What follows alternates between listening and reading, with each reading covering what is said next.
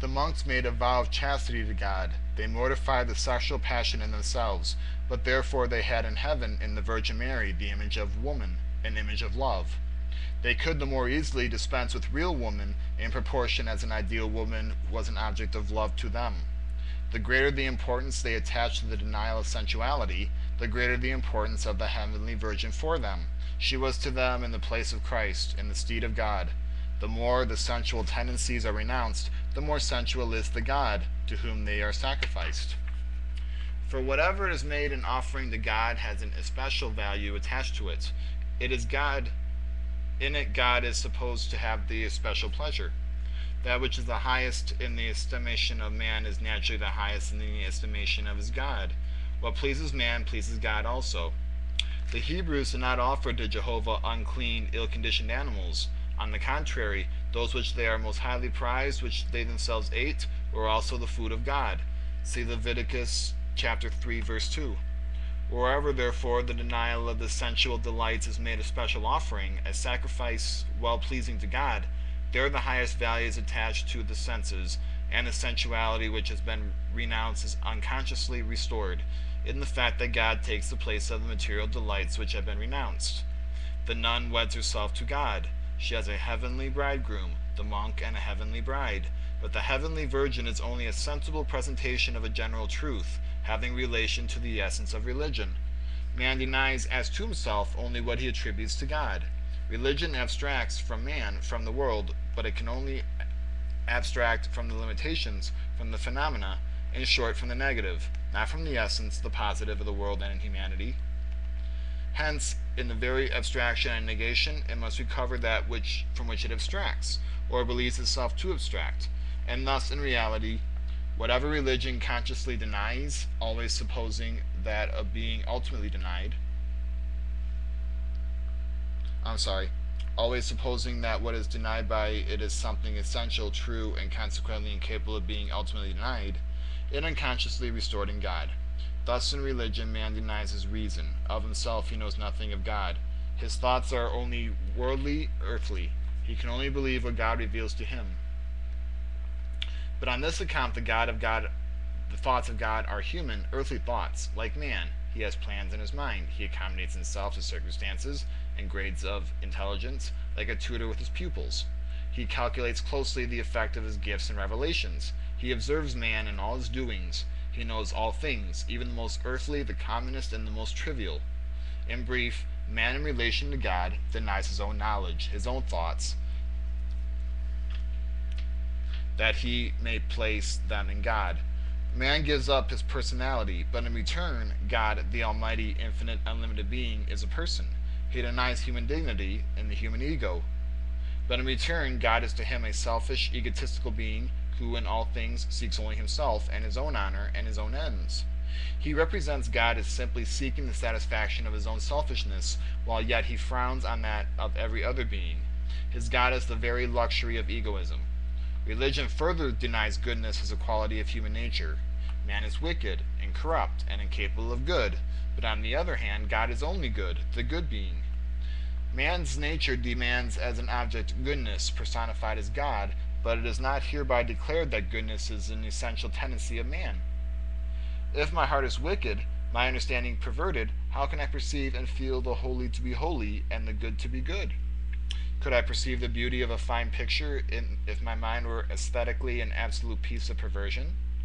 Though I may not be a painter, though I may not have the power of producing what is beautiful myself, I must yet have aesthetic feeling, aesthetic comprehension, since I perceive the beauty that is presented to me externally. Either goodness does not exist at all for man, or if it does, therein is revealed to the individual man the holiness and goodness of human nature. That which is absolutely opposed to my nature, to which I am united by no bond of sympathy, is not even conceivable or perceptible by me. The holy is in opposition to me only as regard to the modifications of my personality, but in regards to my fundamental nature is in unity with me. The holy is a reproach to my sinfulness. In it I recognize myself as a sinner, but in so doing, while I blame myself, I acknowledge why I am not, but ought to be, and what, for that very reason, I, according to my destination, can be. For an ought which have no corresponding capability, does not affect me. It is a ludicrous chimera without any true relation to my mental constitution.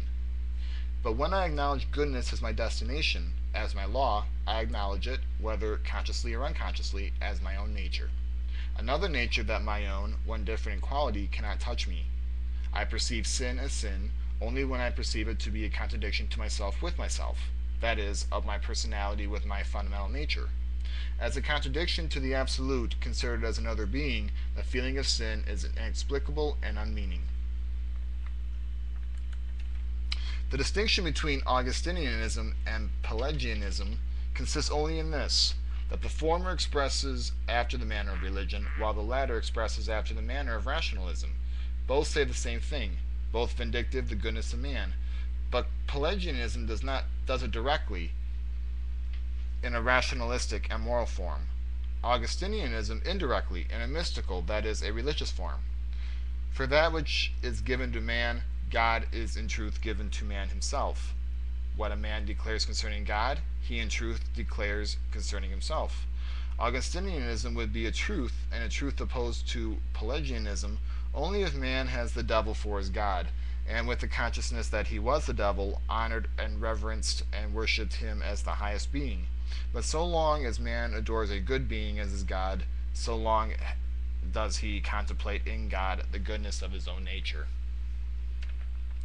As with the doctrine of the radical corruption of human nature, so it is with the identical doctrine that man can do nothing good, such as, in truth, nothing in himself by his own strength.